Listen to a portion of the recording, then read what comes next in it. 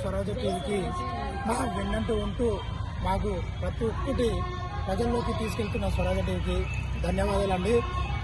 Sir మీరు ఏకశిలా పార్కుకి వచ్చి మీరు ఇచ్చిన మాటే కదా సార్ రెగ్యులరైజ్ అనేది. దయచేసి మా గోస మా బాధ మమ్మల్ని కరుణించండి సార్. దయచేసి నేను నా బాధను ఈ యొక్క డప్పు ద్వారా తెలియజేస్తున్నాను.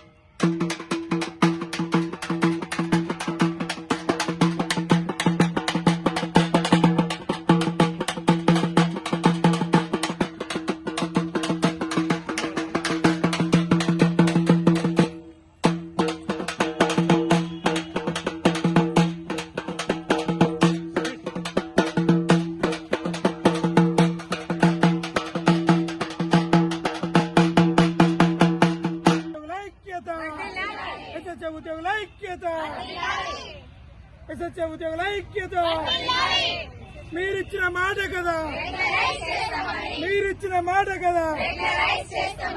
సాధిద్దాం సాధిద్దాం సాధిద్దాం సాధిద్దాం.